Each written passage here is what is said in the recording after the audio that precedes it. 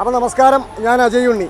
അപ്പോൾ ഞാനിന്ന് വന്നേക്കണമെന്ന് പറഞ്ഞാൽ ഇന്നലെ നിങ്ങൾ വാർത്താ മാധ്യമങ്ങളൊക്കെ കണ്ടു കാണും. കൈക്കൂലി കേസിൽ നഗരസഭ അസിസ്റ്റന്റ് എഞ്ചിനീയർ വിജിലൻസ് പിടിയിൽ. നഗരസഭാ ചെയർമാനെ 2ാം പ്രതിയാക്കി കേസെടുത്തു. ഇത് തൊടുപുഴയാണ്. തൊടുപുഴ ടൗണിൽ 2 കിലോമീറ്റർ മാറി കുമ്മങ്കല്ലെന്ന് പറഞ്ഞ സ്ഥലത്ത് ഈ പറഞ്ഞ പോലെ ഒരു സ്കൂളിൻ്റെ ലൈസൻസ് പുതുക്കാനായിട്ട് ഈ നഗരസഭയെ വന്നപ്പോൾ ഈ ചെയർമാൻ പറഞ്ഞു, ഈ അസിസ്റ്റന്റ് എഞ്ചിനീയറെ കണ്ട് എന്തെങ്കിലുമൊക്കെ കാണിച്ചാൽ, എന്തെങ്കിലും കൊടുത്തു കഴിഞ്ഞാൽ മാറും, നിങ്ങൾക്കത് ലൈസൻസ് ആക്കി കിട്ടുമെന്നൊക്കെയാണ് പറഞ്ഞതെന്നാണ് ഇപ്പോൾ വാർത്തകൾ തന്നെ. അപ്പോൾ എന്താണെങ്കിലും ചെയർമാനെ അറസ്റ്റ് ചെയ്തിട്ടോ കാര്യങ്ങളൊന്നുമില്ല. ചെയർമാനെ അതിൻ്റെ അകത്ത് കറക്റ്റായിട്ട് അന്വേഷണമോ കാര്യങ്ങളോ എല്ലാം നടത്തിയതിന് ശേഷം ചെയർമാനെ പ്രതിയാക്കും. ഇപ്പം നിലവിൽ മഹസറിൽ 2ാം പ്രതിയാക്കി കേസെടുക്കുകയെന്നാണ് ഇന്നലെ വാർത്തകളൊക്കെ പറഞ്ഞപ്പം അവരെല്ലാ വാർത്തകൾക്കും ഈ വിജിലൻസുകാർ കൊടുത്ത ഇതിനകത്ത് ബൈറ്റിനകത്ത് ഞാൻ കണ്ടത്.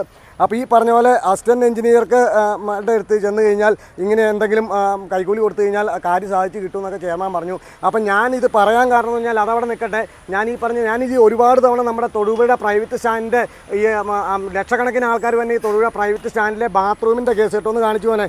ഇത് 4-5 വർഷമായിട്ട് ഇങ്ങനെ ഇത് വലിയൊരു കൊട്ടാരം മണിമാളിക പോലെ ഒരെണ്ണം കെട്ടിയിട്ടിട്ട് നന്നാക്കത്തതിൻ്റെ കാരണം ഞാൻ ചുമ്മാ കിടന്ന് അല്ലെങ്കിൽ ഇവിടെ കിടന്ന് വെള്ളം വച്ചിട്ട് ഒരു കാര്യമില്ലയെന്ന് മനസ്സിലായി. അപ്പം നമുക്കാണ് തെറ്റ് പറ്റിയത്. ഇതിൻ്റെ അകത്ത് നമുക്ക് ഇവർക്ക് ഈ പറഞ്ഞ ഈ മുനിസിപ്പാലിറ്റിയിലുള്ളവർക്കും എഞ്ചിനീയർമാർക്കും ഇതെല്ലാം കാശും കാര്യങ്ങളൊക്കെ കൊടുത്താലാണ് ഇത് നടക്കുകയുള്ളൂ എന്നുള്ള കാര്യം എനിക്ക് അറിയാൻ പാടില്ലായിരുന്നു. അതാണ് ഞാൻ 2-3 വീഡിയോ ഇതിൻ്റെ അകത്ത് ചെയ്തത്.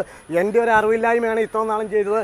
അപ്പോൾ എല്ലാവരും കൂടി ഞാൻ പറ്റിയാൽ ഇതൊക്കെ അന്വേഷിച്ചിട്ട് ഇവർക്ക് വല്ല QR കോഡോ കാര്യങ്ങളോ എന്തെങ്കിലും ഉണ്ടെങ്കിൽ ഈ പറഞ്ഞ പോലെ ഇതിനു വേണ്ടി ഈ ഫണ്ട് ഇതിനു വേണ്ടി പ്രത്യേകം നാട്ടുകാർ വല്ലതും കൊടുക്കണ്ടോ, അല്ലെങ്കിൽ ഇവർക്ക് പേഴ്സണലായിട്ട് എന്തെങ്കിലും കാശോ എന്തെങ്കിലും കാര്യങ്ങളോ കൊടുക്കേണ്ട ഒരു QR കോഡോ എന്തെങ്കിലുമൊക്കെ ഉണ്ടെങ്കിൽ ഞാൻ മുനിസിപ്പാലിറ്റി പോയി ഒന്ന് അന്വേഷിച്ചിട്ട് ഇവർക്ക് ഈ ഉദ്യോഗസ്ഥർക്കും ഈ പറഞ്ഞ മുനിസിപ്പാലിറ്റിയിലെ ചെയർമാനും കാര്യങ്ങൾക്കും എല്ലാവർക്കും വേണ്ട കാശുകൾ നമുക്ക് എല്ലാവർക്കും കൂടെ പറ്റിയാൽ സ്വരൂപിച്ച് ഞാൻ അതിലൊരു വീഡിയോയും കൂടെ ചെയ്യാനാണ് ഉദ്ദേശിച്ചേക്കണേ. അപ്പോൾ ഇവർക്ക് പ്രത്യേകം കുടുംബ ചെലവിനും ഇവർക്ക് സ്വതന്ത്രമായിട്ട് അല്ലെങ്കിൽ ഒരു ഉല്ലാസയാത്ര പോകാനോ അല്ലെങ്കിൽ അവരുടെ ഹാഷ്പോഷ് ജീവിതങ്ങൾക്കോ വേണ്ട കാശ് അതിന് വേണ്ടി നമ്മളും എന്തെങ്കിലുമൊക്കെ സഹകരിച്ച് കൊടുക്കണം.